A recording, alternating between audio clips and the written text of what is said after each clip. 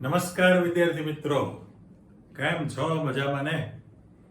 Okay, ચાલો આજે આપણે આખો એક મોટો પ્રશ્ન શીખવાનો છે જે બહુ અગત્યનો છે. નાઇટ્રિક એસિડ ની બનાવટ, ગુણધર્મ, ઉપયોગિતા એ આખો પ્રશ્ન આપણે તૈયાર કરવો છે. સળંગ પણ પૂછાય અને ટુકડામાં પણ તમને પૂછી શકે. એટલે આપણી પાસે જે વિભાગ આપેલા છે એમાં પૂરતા જઈએ એટલે આખો ક્વેશ્ચન ક્લિયર થવા માંડે. પ્રશ્ન તરીકે તમને જે આપેલું છે એમાં નાઇટ્રિક એસિડની બનાવટ પ્રક્રિયા સમજાવો. હવે નાઇટ્રિક એસિડની બનાવટ પ્રક્રિયા છે, નીચે તમારી પાસે એના સામાન્ય ભૌતિક ગુણધર્મ આપવાના છે. ત્યાર પછી અહીંયા તમારી પાસે રાસાયણિક ગુણધર્મ તમે મૂકેલા છે, બરાબર, અલગ ક્વેશ્ચન તરીકે, અને પાછળ એની ઉપયોગિતા છે. પણ સાથે સાથે એમાં એક વિશિષ્ટ પ્રકારની પણ કસોટી છે જેને વીટી કસોટી પણ કહેવાય છે, કથ્થાઈ વલય કસોટી.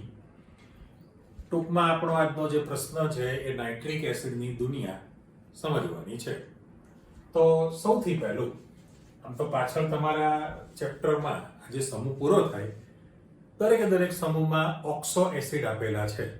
દરેકના ઓક્સો એસિડ એટલે પહેલામાં પહેલું હું અહીંયા શબ્દ મૂકી દઉં કે ભાઈ ઓક્સો એસિડ.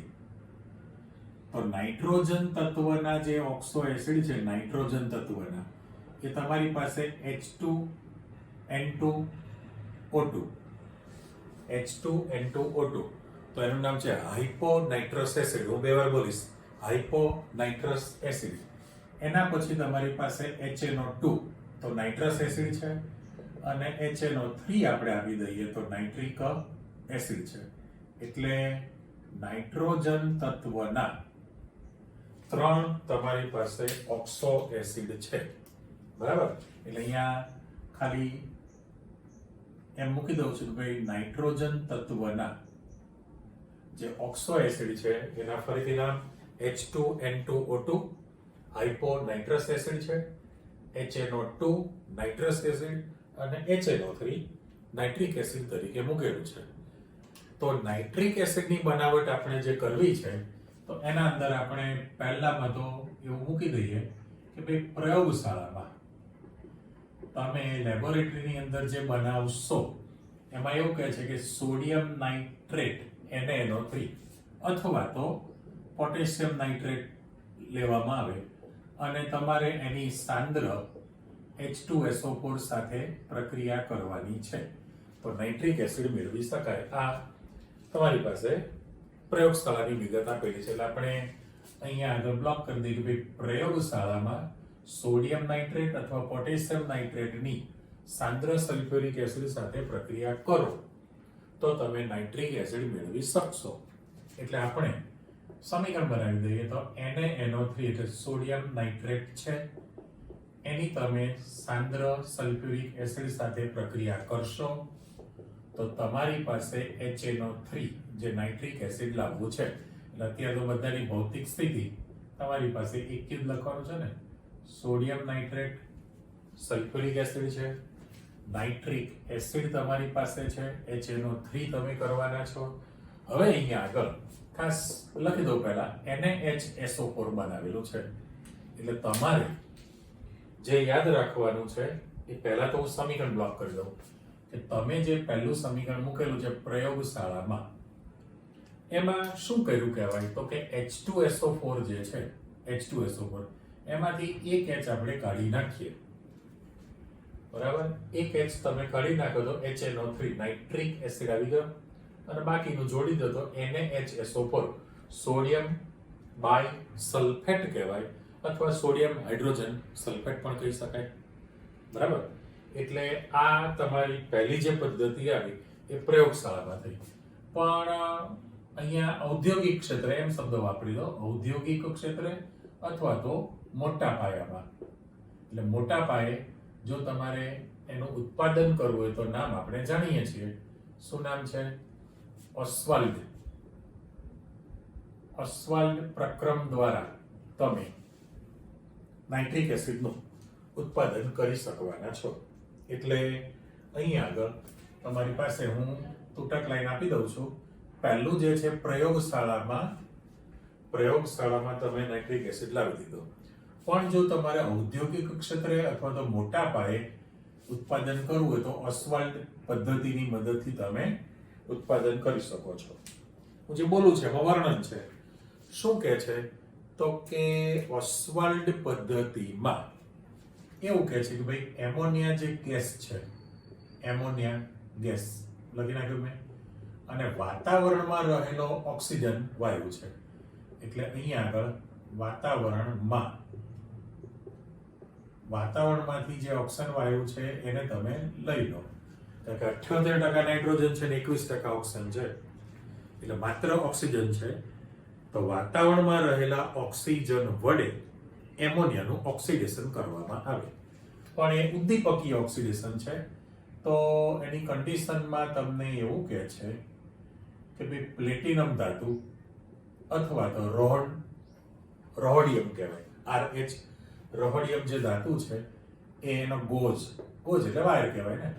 આને પેટી મૂકી દો એટલે તમારી પાસે ઉદ્દીપક થઈ ગયો ને. પ્લેટિનમ અથવા રોડિયમ ધાતુનો બનેલો ગોઝ એ ઉદ્દીપક તરીકે રાખેલું છે તમારી પાસે. અને 500 કેલ્વિન તાપમાન તમે રાખવાના છો અને દબાણ ઊંચું રાખવું પડે. એટલે 9 12 દબાણ 500 કેલ્વિન તાપમાન છે. એમોનિયાનું તમે ઓક્સિડેશન કરશો તો પહેલામાં પહેલું એનો ગેસ બને. હવે એનો ગેસ એટલે નાઇટ્રિક ઓક્સાઇડ કહીએ છીએ આપણે. નાઇટ્રિક ઓક્સાઇડ બને ને પ્લસ H2O છે. ટેમ્પરેચર 500 કેલ્વિન છે એટલે પછી L ન લખાય કારણ કે વરાળ સ્થિતિમાં જ હોય. એટલે તમારી પાસે પહેલો તબક્કો આવતો ગયો. જેમ જેમ તમારી પાસે સ્ટેપ છે હું એરો પાડું છું રેડ પેનથી. હવે સંતુલન જો તમે કરો તો અહીંયા આગળ ઓલરેડી આ ના પ્રમાણે ઓક્સિજનની કિંમત તમારી પાસે 2 છે. એટલે અત્યારે થોડાક સમીકરણમાં કરું છું, બાકી નહીં કરું હું. ઓક્સિજનની કિંમત 2 છે એટલે 2 મૂકી દો. બરાબર? તો સાચું છે ઓક્સિજન. અહીંયા આગળ જો ઓક્સિજનની કિંમત હું 2 મૂકું તો 2 થાય, તો હાઇડ્રોજન 4 થયા. તો હાઇડ્રોજન તો પોસિબલ છે જ નહીં. એટલે અહીંયા આગળ તમારે આ સમીકરણમાં અમુકમાં ચોક્કસ યાદ રાખવું પડે. ચોગડો તમે યાદ રાખી લો. બરાબર? હવે એકચ્યુઅલી તો સમીકરણનું સંતુલન બેલેન્સિંગ એક ટ્રાયલ એન્ડ એરર મેથડ કહેવાય. અજમાયશની રીત. બગડો મૂકી દો, તગડો મૂકી દો, ચોગડો મૂકી દો, એમ કરતા કરતા ધારો કે 2 મૂકવાથી ન આવ્યું, 3 મૂકશો, 4 મૂકશો, તો ક્યારેક તો સંતુલન થાય ને. આજ નહીં તો કલ. એટલે ત્યાં તમે ચોગડો યાદ રાખેલો છે એના પ્રમાણે જશો તો આ પહેલા રેડ પેન કાઢી નાખું છું. તો નાઇટ્રોજનની કિંમત 4 છે એટલે 4 મૂકું. હાઇડ્રોજન 4 તેરી 12 થાય એટલે 6 મૂકું. તો 6 દુ 12, પણ ઓક્સિજન 6 ને 4 10 એટલે મારે અહીંયા 5 મૂકવા પડે. તો આ તમારી પાસે પહેલો તબક્કો થયો. હવે બીજા તબક્કામાં તમને શું કહે છે, આ આખી જે ઘટના કરેલી છે એમાં હું હેડિંગ આપી દઉં છું કે કાચની વક્ર નળીમાં એટલે વક્ર એટલે બેન્ડ થયેલી, કે એમાંથી પસાર કરવો છે વાયુને. કાચની વક્ર નળીમાં વાતાવરણમાં રહેલા ઓક્સિજન વડે એમોનિયાનું ઉદ્દીપકીય ઓક્સિડેશન થયેલું છે. તો સૌથી પહેલું તમારી પાસે નાઇટ્રિક ઓક્સાઇડ બનેલો છે. ઓકે, હવે જે નાઇટ્રિક ઓક્સાઇડ બનેલો છે એ એનો ગેસ O2 સાથે સંયોજાય તો એમાંથી NO2 નાઇટ્રોજન ડાયોક્સાઇડ બની જશે. એમાંથી શું બની ગયું? નાઇટ્રોજન ડાયોક્સાઇડ બનવાનો છે. હવે અહીંયા સંતુલનમાં જાઓ તો 2 ને 1 3 છે અને અહીંયા 2 છે. એકી બેકી સંખ્યા હોય ત્યારે તમે 2 મૂકી દો. દાખલા તરીકે તો નાઇટ્રોજન 2 થયા અને ઓક્સિજન 2 ને 2 4, તો 2 દુ 4 થઈ ગયા કહેવાય. એટલે હવામાં એનું ઓક્સિડેશન થઈ ગયું. નાઇટ્રિક ઓક્સાઇડ ઓક્સિજન સાથે સંયોજાય નાઇટ્રોજન ડાયોક્સાઇડ બની ગયો. હવે ફરી પાછું કે એ જે નાઇટ્રોજન ડાયોક્સાઇડ બનેલો છે એ નાઇટ્રોજન ડાયોક્સાઇડ પાણીમાં દ્રાવ્ય બને. જો પાણીમાં ઓગળે તો તમારે NO2 ગેસ છે એ પાણીની અંદર દ્રાવ્ય બને તો તમારી પાસે HNO3 નાઇટ્રિક એસિડ બનવાનો છે એ તૈયાર થઈ ગયો. પણ સાથે સાથે એનો ગેસ પણ બને છે, એનો ગેસ પણ બની જશે. એટલે પાણીમાં દ્રાવ્ય બન્યો, નાઇટ્રિક એસિડ તમારી પાસે તૈયાર થયો. સંતુલનમાં જશો તમે તો પરિસ્થિતિ કેવી થઈ? હવે તમે અહીંયા લખી શકો કે ભાઈ હાઇડ્રોજનની કિંમત 2 છે. હાઇડ્રોજન કેટલા? 2. એટલે જો અહીંયા 2 મૂકી દઉં, હાઇડ્રોજનની કિંમત તમારી પાસે 2 છે તો 2 મૂકો, તો નાઇટ્રોજન તમારી પાસે 2 ને 1 3 થયા, એટલે તગડો મૂકી દો. તો ઓક્સન 3 દુ 6 ને 1 7 થયા, તો 3 દુ 6 ને 1 7 થઈ ગયા, સંતુલિત થઈ ગયું. પણ અહીંયા આગળ તમે જોઈ શકશો કે આ જે સમીકરણ છે, પહેલું સમીકરણ હું બ્લોક કરી દઉં. ચાલો, આ તમારું ઉદ્દીપકીય ઓક્સિડેશન કર્યું છે. પછીના જે બંને સમીકરણ છે એને હું છગડીયો કૌંસ કરું છું. ચલો જુઓ કે ભાઈ એ નાઇટ્રિક ઓક્સાઇડનું ઓક્સન સાથે સંયોજન એટલે નાઇટ્રોજન ડાયોક્સાઇડ બને. એ નાઇટ્રોજન ડાયોક્સાઇડ પાણીમાં દ્રાવ્ય બને, નાઇટ્રિક એસિડ તમારી પાસે આવી ગયો, એટલે નાઇટ્રિક એસિડનું ઉત્પાદન થયું. પણ સાથે સાથે તમને દેખાશે કે અહીં આગળ આ એનો ગેસ ઉત્પન્ન થયો છે ને, એનો નાઇટ્રિક ઓક્સાઇડ. એ નાઇટ્રિક ઓક્સાઇડને ફરી પાછો તમે ક્યાં ઉપયોગમાં લઈ શકશો? આ સમીકરણની અંદર એ નાઇટ્રિક ઓક્સાઇડ પાછો O2 સાથે ઓક્સિડેશન કરે, એટલે એને પુનઃ ચક્રણ શબ્દ વાપરેલું છે, રિસાયકલ. પુનઃ ચક્રણ શબ્દ વાપરેલો છે, ઇંગ્લિશ વર્ડ રિસાયકલ. રિસાયકલ થતું રહે. આ એનો ગેસ પાછો અહીંયા ઓક્સિડેશનમાં થાય, NO2 પાણીમાં દ્રાવ્ય બને, ઉત્પન્ન થાય એનો આ રોટેશન છગડીયો કૌંસ છે એ કન્ટિન્યુઅસ થતું રહેશે. હવે સાથે સાથે પાછું તમને એવું કહે છે કે જે નાઇટ્રિક એસિડ છે એ નાઇટ્રિક એસિડનું જે પ્રવાહી સ્થિતિમાં છે ને, એનું જો તમે નિસ્યંદન કરો તો તમને કદથી 68%, કેટલું? કદથી તમને 68% સાંદ્ર HNO3 મેળવી શકાય. 68% સાંદ્ર તમે એની અંદર મેળવી શકો છો આની અંદર. સાથે સાથે આ નિસ્યંદનની ઘટના થઈ ને, પણ જો તમારે 100% લાવવું હોય, 100%, તો એને તમારે ફરી પાછી ચોખવટ કરી કે જો તમે સાંદ્ર સલ્ફ્યુરિક એસિડ સાથે એનું નિસ્યંદન કરો તો તમારી પાસે જેને કહેવાય 98%, 100% તો શક્ય નથી, 98% સાંદ્રતા ધરાવતો નાઇટ્રિક એસિડ મળી શકે છે. 98% સાંદ્રતા ધરાવતો નાઇટ્રિક એસિડ તમારી પાસે મળી શકે. એટલે આ તમારી પાસે જે પદ્ધતિ આવી એ ઓસ્વાલ્ડ ની પદ્ધતિ, ઓસ્વાલ્ડ પ્રક્રમ કહેવાય. એ તમારી પાસે એ અલગ ક્વેશ્ચન પણ બની જાય, એટલે 2 નંબરનો મેં ક્વેશ્ચન બનાવી દીધેલો છે. ઓકે, ચલો હવે મેં હેડિંગ આપેલું છે અહીંયા ભૌતિક ગુણધર્મ. તો પહેલામાં પહેલું કે નાઇટ્રિક એસિડ જે છે, નાઇટ્રિક એસિડ એ રંગવિહીન પ્રવાહી છે, બરાબર? એનું ઉત્કલન બિંદુ અને ગલન બિંદુ ઊંચું છે. ચલો, એ કરતા પહેલા એની જે વિશિષ્ટ ઘનતા છે, ડેન્સિટી, એની પોતાની વિશિષ્ટ ઘનતા જે છે એ પાણી કરતા 1.5 ગણો ભારે છે. પાણીની ઘનતા 1 છે, એના બદલે 1.5, આશરે 1.5, પણ 504 લખેલું છે તો હું પણ આપી દઉં આંકડો અહીંયા આગળ. એટલે 1.5 ગણો પાણી કરતા વધુ ભારે કહેવાય, વિશિષ્ટ ઘનતા છે. સાથે સાથે એ પાણીમાં દ્રાવ્ય બનશે. પાણીમાં દ્રાવ્ય બની શકે તો વાત કરીએ પ્રમાણે એનું આયનીકરણ થઈને તમને H3O+ અને નાઇટ્રેટ આયન પણ આપી શકે. પણ વાયુ સ્થિતિમાં આમ એ ઓફિશિયલી પ્રબળ ઓક્સિડેશન કરતા તરીકે વર્તે, પ્રબળ ઓક્સિડેશન કરતા તરીકે વર્તે છે. અને વાયુ સ્થિતિમાં એનું જે સ્ટ્રક્ચર છે, વાયુ સ્થિતિમાં એનું જો આપણે બંધારણ મૂકીએ તો ઓફિશિયલી કેવું થયું છે કે નાઇટ્રોજનની સંયોજકતા કેટલી છે? 3. તો 3 માંથી અયુગ્મિત ઇલેક્ટ્રોન ભાગીદારીમાં આપે, ઓક્સન છે ને એની સાથે પાછો આપણે હાઇડ્રોજન આપી દઈએ. એટલે નાઇટ્રોજન પાસે 2s ના અબંધકારક ઇલેક્ટ્રોન યુગ્મ છે. જોઈ 2s2, 2px1, 2py1, 2pz1 છે. અને ઓક્સિજનના પોતાના 2s2, 2px2 આપણે મૂકી દઈએ તો 2py1, 2pz1 બંધમાં છે. એટલે આ એનું નાઇટ્રિક નાઇટ્રિક એસિડનું તમે સ્ટ્રક્ચર પણ આપી દીધું. એટલે પહેલામાં પહેલું એ રંગવિહીન પ્રવાહી છે, એની વિશિષ્ટ ઘનતા પાણી કરતાં વધુ એટલે 1.5 દોઢ ગણું છે, 1.504 લખ્યું આપણે. એ પાણીમાં દ્રાવ્ય છે, પણ વાયુ સ્થિતિમાં જે છે એનું બંધારણ આ ટાઈપનું બનેલું હોય અને એ પોતે પ્રબળ ઓક્સિડેશન કરતા તરીકે વર્તે છે. એનું ઉત્કલન બિંદુ અને ઠાર બિંદુ પ્રમાણમાં ઊંચું છે. ઉત્કલન બિંદુ અને ઠાર બિંદુ પ્રમાણમાં પાછું ઊંચું ધરાવતું હોય છે. એટલે આ એના સામાન્ય ભૌતિક ગુણધર્મ તમે તૈયાર કર્યા. એટલે હું સાથે સાથે અહીં ડિવાઈડ કરતો જાઉં.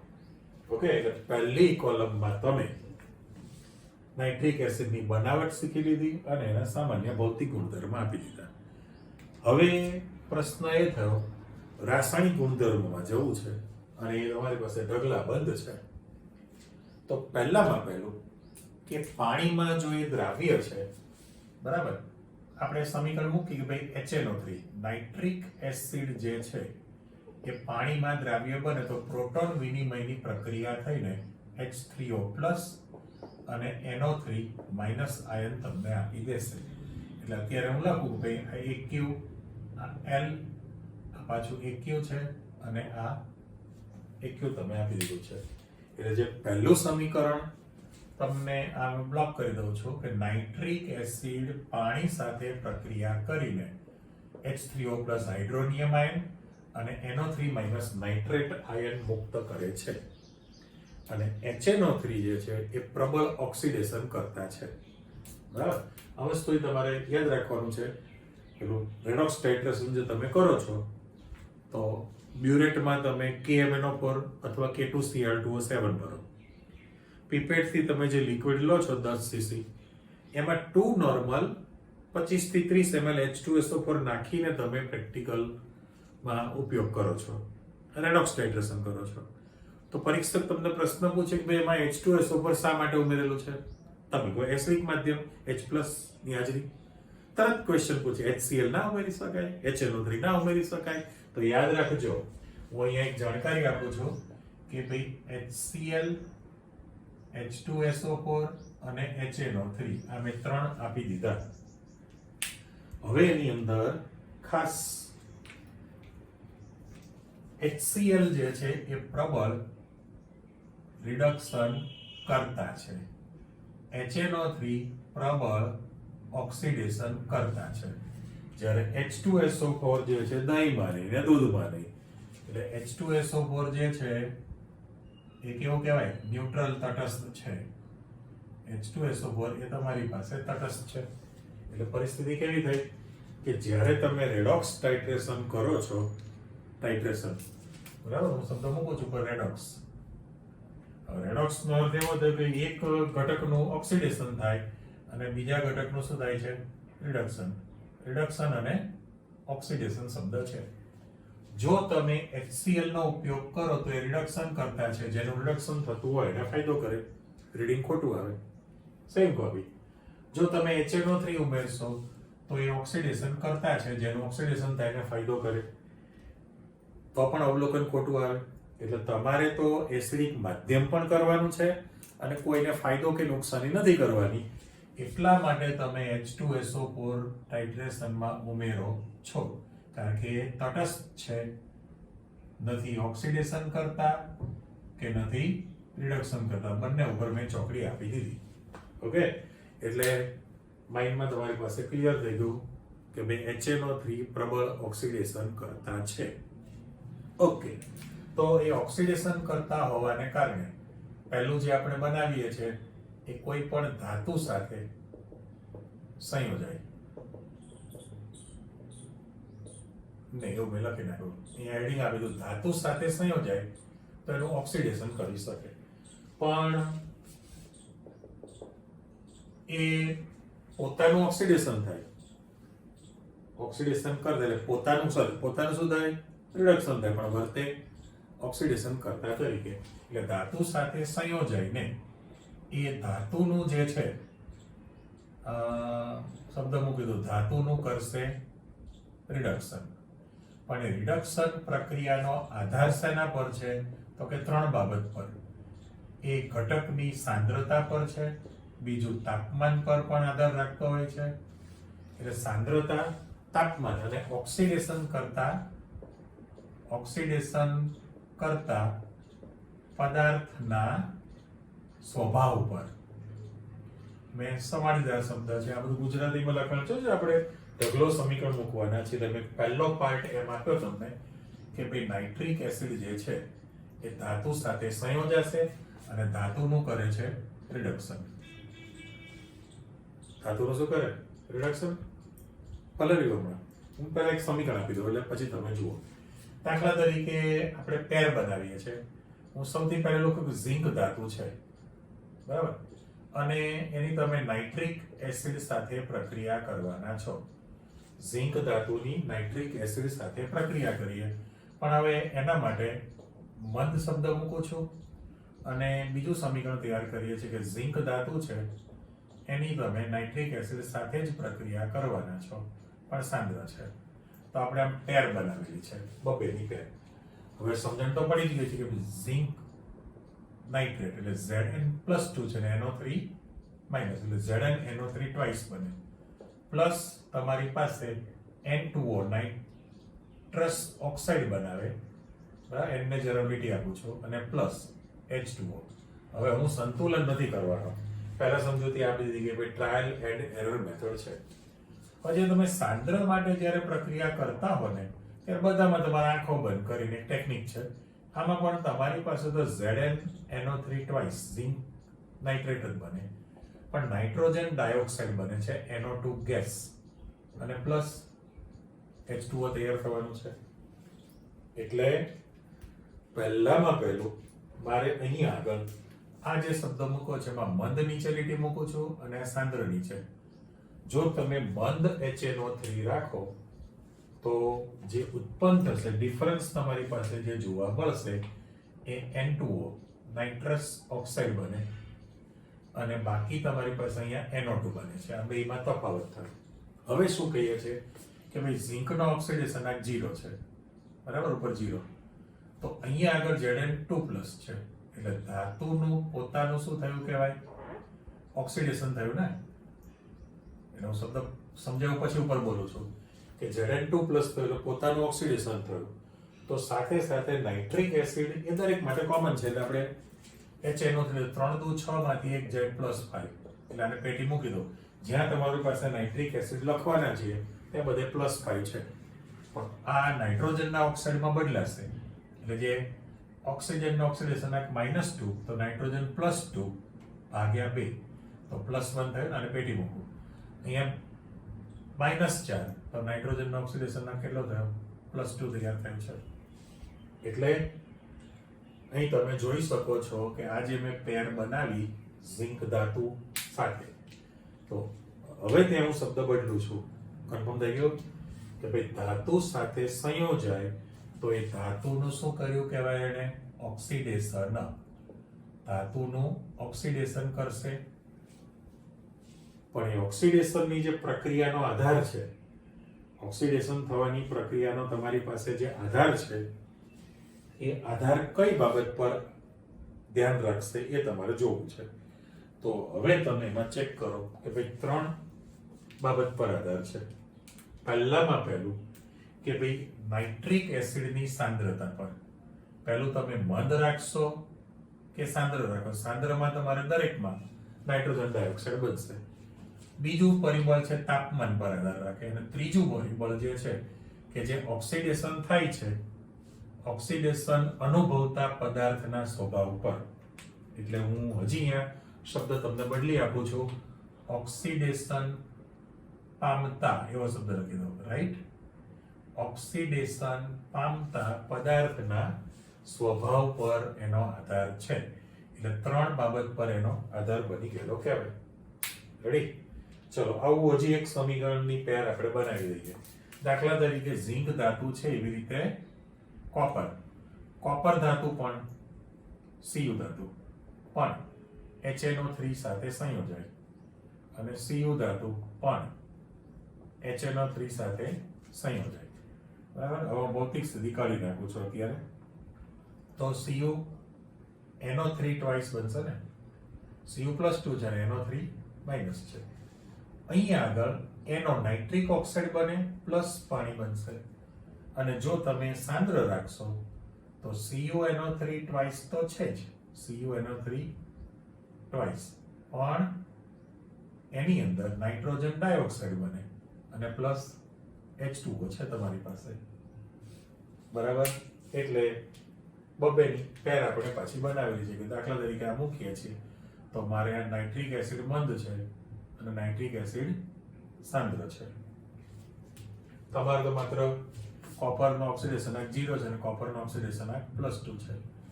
પેલામાં નાઇટ્રોજનનો જે ઓક્સિડેશનાંક છે તો બધામાં +5 છે ને, પણ આ જે બને છે એમાં +5 માંથી +2 બન્યું અને આ +5 માંથી +2 છે તે NO2 છે તો 2 2 4 કુરલેગરમાં અહીંયા આગળ આ +5 માંથી +1 ઘટાડો થયો, પોતાનું રિડક્શન થયું વર્તે ઓક્સિડેશન કરતા તરીકે. આ પણ +5 છે પણ 2 2 4 બોલ્યો કરો પણ એ લખાઈ ગયો +4 છે. તો અહીંયા તમારી પાસે જે બનશે એ +4 કોમન છે. 9 આવે એની પેર બનાવીએ છીએ.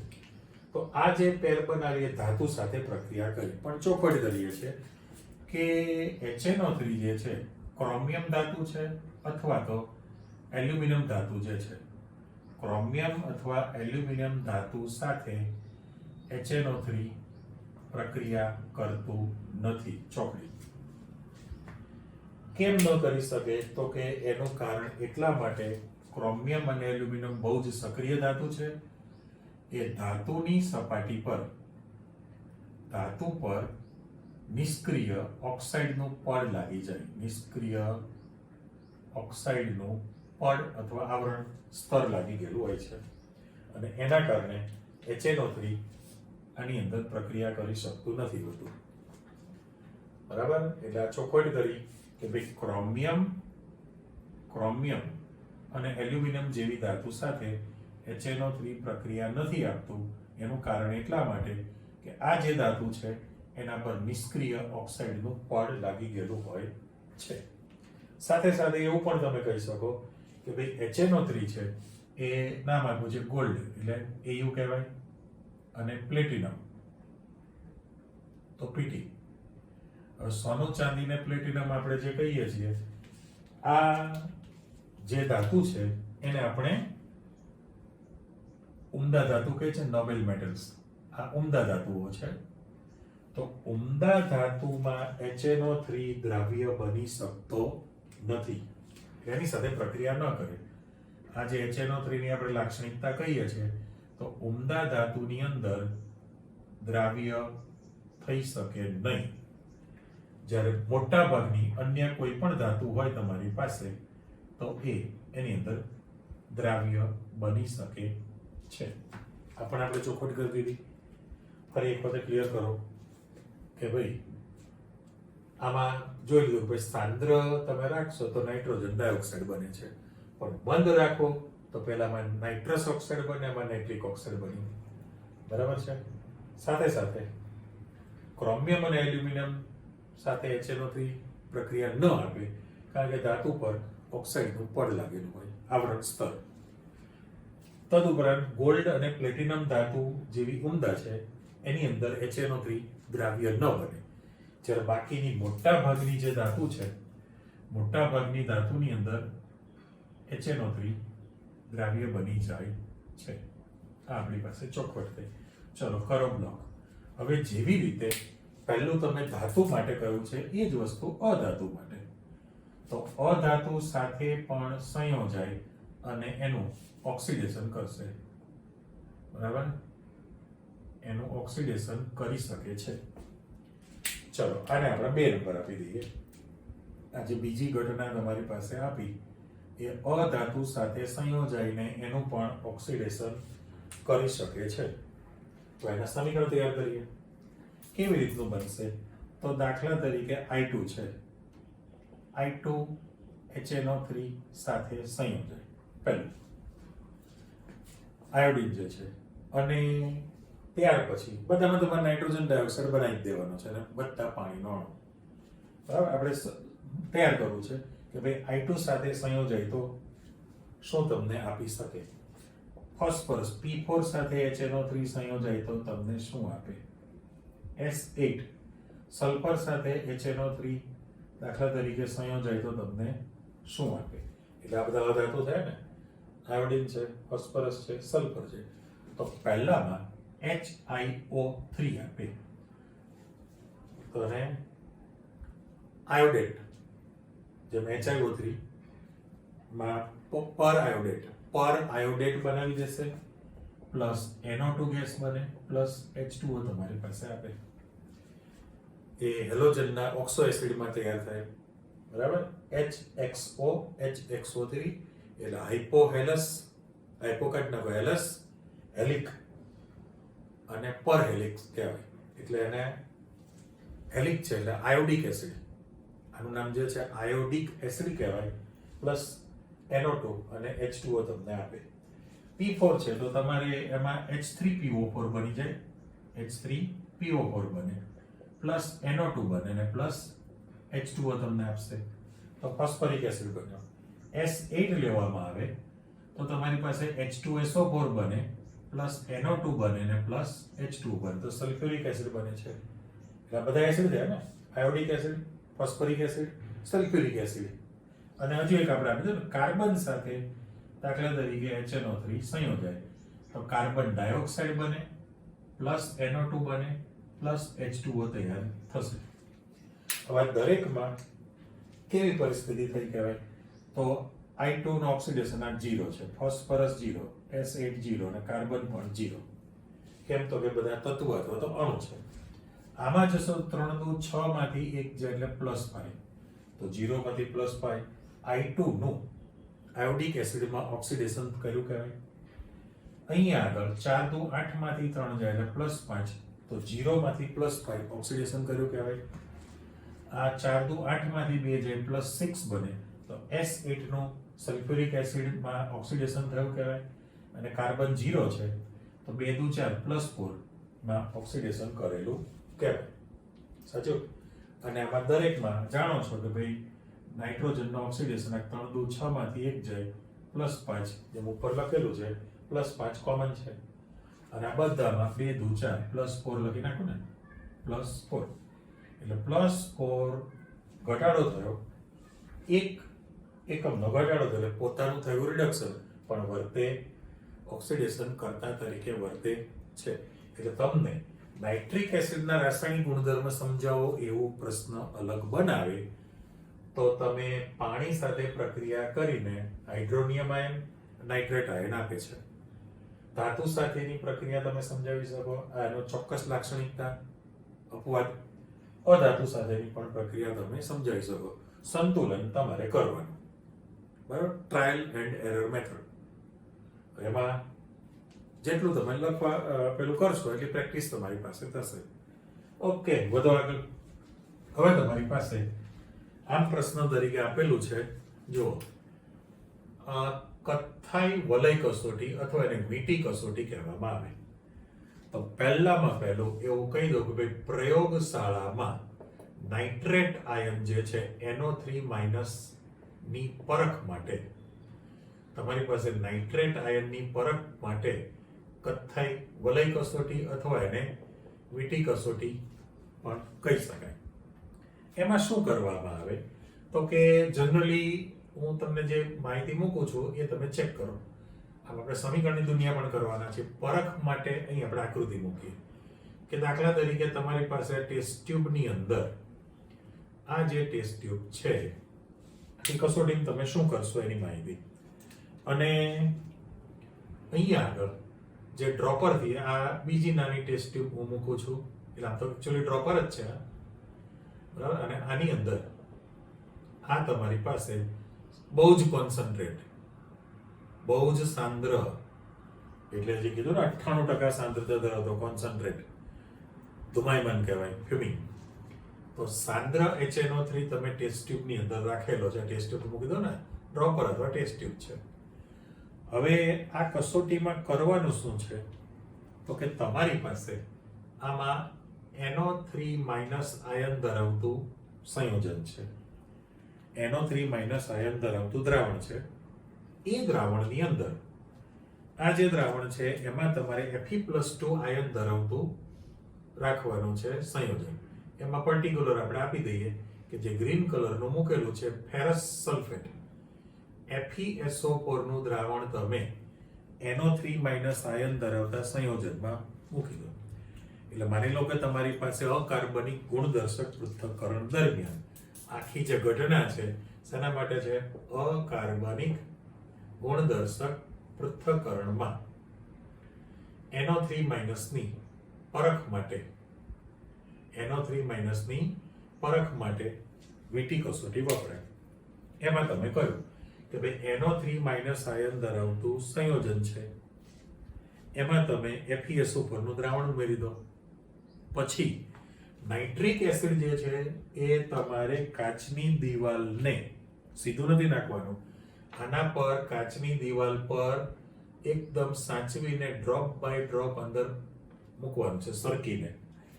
હવે જ્યારે નાઇટ્રિક એસિડ પહેલા પ્રક્રિયા મિશ્રણ સાથે ભળશે, જ્યારે ભેગું થાય ત્યારે બંને સ્તરને છૂટું પાડે એવી રીતે તમારી પાસે કોફી કલરનું અહીંયા વલય બની જશે. આખી કોફી કલરની તમારી પાસે રિંગ બની જાય, વીટી ટાઈપનું તમારી પાસે મટીરિયલ બની જશે. નાઇટ્રિક એસિડનું તમે બનાવશો એટલે આ બધું મિશ્રણ જ છે ઓલરેડી, તમારી પાસે આખી રિંગ તૈયાર થઈ જશે. એ વીટી તૈયાર થાય તો NO3 માઇનસ હાજર છે આની અંદર.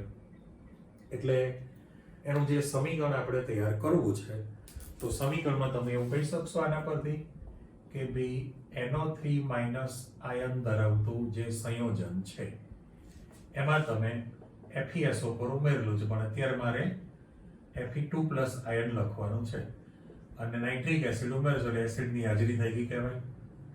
એસિડની હાજરી છે. પણ શું થવાનું છે તો કે એ નાઇટ્રેટ NO3 માઇનસ નાઇટ્રેટ આયનનું ઓક્સિડેશન નાઇટ્રિક ઓક્સાઇડમાં કરી દે. બરાબર? એટલે હું અહીંયા શબ્દ મૂકું છું કે ભાઈ NO3 માઇનસ નું ઓક્સિડેશન શેમાં કરવાનું છે? NO માં રૂપાંતરણ કરી દેશે. નાઇટ્રેટ આયન જે છે NO3 માઇનસ નાઇટ્રેટ આયનનું નાઇટ્રિક ઓક્સાઇડમાં ઓક્સિડેશન કરી નાખે આની અંદર. અને Fe+2 છે એનું તો તમે Fe3+ માં ઓક્સિડેશન કરવાના જ છો. Fe+3 માં ઓક્સિડેશન કરવાનું, પછી H દેખાશે એટલે છેલ્લે તમે પાણીનો અણુ બનાવવાના છો. બરાબર? એટલે અહીંયા પાણીનો અણુ L કરી દઉં, એક Q કરી દઉં. નાઇટ્રિક ઓક્સાઇડ છે, નાઇટ્રિક ઓક્સાઇડ અત્યારે આપણે AQ લખીએ છીએ. સંતુલનમાં જવું છે તો સંતુલન માટે તમે શું કરશો? તો પહેલામાં પહેલું કે અહીંયા ઓક્સિજનની કિંમત 3 છે. જો ઓક્સિજન તગડો છે તો એ બેલેન્સ કરવા માટે અહીંયા એક ઓક્સિજન આવી ગયેલો છે. જો અહીંયા 2 મૂકી દો તો 2 ને 1 3 ઓક્સિજન થઈ ગયા. રેડી? તો પાછા હાઇડ્રોજન 4 થાય એટલે મારે 4 મૂકવાના થાય. તમારી પાસે 4 મૂકી દેલા છે એટલે Fe 1, હાઇડ્રોજન 4, ઓક્સિજન 3, નાઇટ્રોજન 1. તત્વ તરીકે તમારી પાસે ઓકે દેખાય છે, પણ વીજભાર સંતુલન કરવો પડે તો વીજભારમાં આ બાજુ તમારી પાસે +3 દેખાશે અને તે તો 4 ને 2 6 માંથી 1 જાય એટલે +5. મેળ પડતો નથી. એટલે આપણે શું કરીએ? બગડો હોય ત્યારે તગડો મૂકીએ જનરલી તો 3 દુ 6 કર્યા કહેવાય. તો Fe ની કિંમત 3 થઈ એટલે મારે 3 મૂકવા પડે. Fe ની કિંમત 3 થઈ એટલે સંખ્યા પ્રમાણે 3 કર્યું તો વીજભાર તમારી પાસે 3 તેરી 9 +9 છે. તો અહીંયા આગળ આ 3 દુ 6 ને 4 10 માંથી 1 જાય. થઈ ગયું? રેડી? 3 દુ 6 ને 4 10 માંથી -1 બાદ થયું એટલે 9 વીજભાર આવી ગયો. પણ સમીકરણ આયોનિક ફોર્મમાં આપેલું છે એટલે NO3 માઇનસ આયન હતું, FeSO4 Fe+2 છે, નાઇટ્રિક એસિડ H+ છે. તો આનું ઓક્સિડેશન નાઇટ્રિક ઓક્સાઇડમાં થયું કહેવાય આની અંદર, અને રિડક્શન કર્યું કહેવાય ને. આ મેં ઓક્સિડેશન એક લખો એટલે ખબર પડી જાય. Fe+2 માંથી Fe+3 એટલે વધારો થયો તો નાઇટ્રોજન 3 દુ 6 માંથી એક જાય +5 છે, +5. ચલો અહીંયા લખું છું આ +5 અને અહીંયા ઓપ્શન -2 એટલે +2 છે. તો તમારું +5 માંથી +2 ઘટાડો થયો કહેવાય.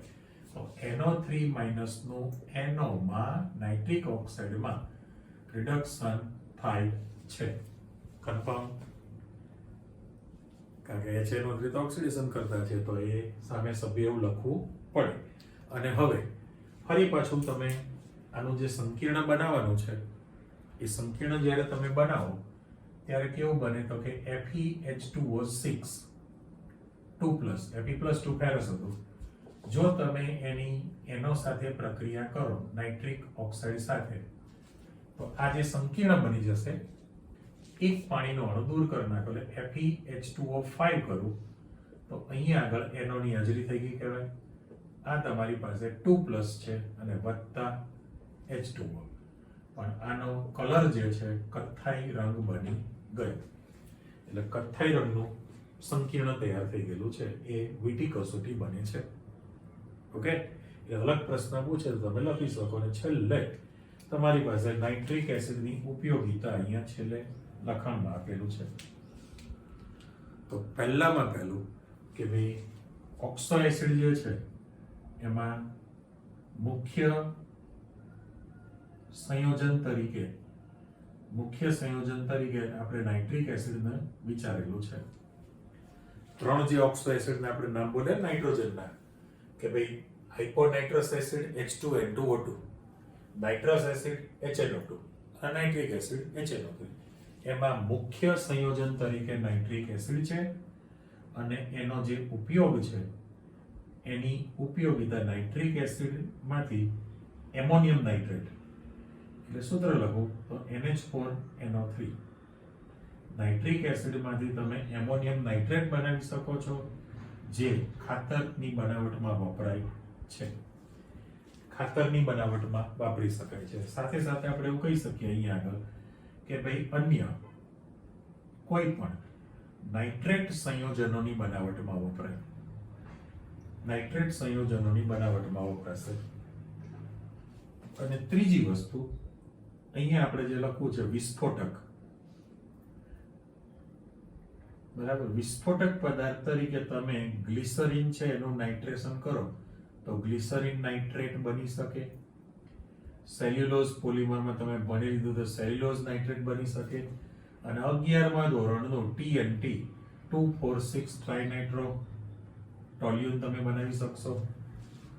સાથે સાથે પિક્રિક એસિડ પણ હતો ને, પિક્રિક એસિડ એ પણ વિસ્ફોટક હતો. TNT, પિક્રિક એસિડ વગેરે. તો વિસ્ફોટક પદાર્થ પણ તમે લાવી શકો છો આની અંદર. અને હજુ એક આપણે બ્રાન્ચ બનાવી દઈએ. બસ આ છૂટા પડીને વાક્ય બનાવવાના છે. એ HNO3 છે એ લોખંડ Fe અને સ્ટીલ ઉત્પાદનની અંદર નિષ્ક્રિય વાતાવરણ પૂરું પાડવા માટે વપરાય છે આની અંદર. એટલે રિપીટ કરીએ કે ભાઈ HNO3 છે એ મુખ્ય સંયોજન તરીકે સ્વીકારેલું છે ઓક્સો એસિડમાં. એનો એમોનિયમ નાઇટ્રેટની બનાવટમાં થાય છે કે જે ખાતર બનાવવા માટે વપરાશે. સાથે સાથે અન્ય નાઇટ્રેટ સંયોજનોની બનાવટમાં નાઇટ્રિક એસિડ વપરાય. HNO3 નો ઉપયોગ વિસ્ફોટક જે સંયોજનો છે એ બનાવવા માટે બધા નામ જાણીતા છે કે તમે ગ્લિસરીન નાઇટ્રેટ કરો, સેલ્યુલોઝ નાઇટ્રેટ કરો, 2,4,6 ટ્રાઇનાઇટ્રોટોલ્યુન કરો, પિક્રિક એસિડ તમે બનાવી શકો છો. વિસ્ફોટક દ્રવ્યો બનાવવા માટે નાઇટ્રિક એસિડ વપરાય. સાથે સાથે લોખંડ અને સ્ટીલ ના ઉત્પાદનમાં નિષ્ક્રિય વાતાવરણ પૂરું પાડવા માટે પણ વાપરી શકાય. અને પ્રયોગશાળામાં સીધો પ્રક્રિયક તરીકે તો વાપરીએ જ છીએ. એટલે કહેવાનો અર્થ એમ કે આ તો મોટા જે તમને ઉપયોગો લખીને આપેલા છે એની ચર્ચા કરી. એ સિવાય તો હોઈ શકે આપણે વગેરે લખવાનું હોય. વિચાર કરો, આજે આપણે આખો પ્રશ્ન માત્ર એક જ શીખી શક્યા. કયો? નાઇટ્રિક એસિડની દુનિયા આપણે પૂરી કરી. જેમ ગઈ વખતે ડાયનાઇટ્રોજન વાયુ હતો ને, N2 ગેસની જે ચર્ચા હતી અને ફોસ્ફરસના બહુ રૂપો હતા. આજે તમે નાઇટ્રિક એસિડની જાણકારી મેળવી લીધી. અને જે ખાતું ખોલ્યું છે આ જે ઓક્સો એસિડની ચર્ચા કરી છે આ તો નાઇટ્રોજન નથી એ નથી આપ્યા પણ એની પછીનું તત્વ જે છે ફોસ્ફરસના ઓક્સો એસિડ એની જાણકારી તમારે મેળવવાની છે ઓકે આટલું તૈયાર કરી રાખો ફરી પાછા મળીએ છીએ આવજો બાય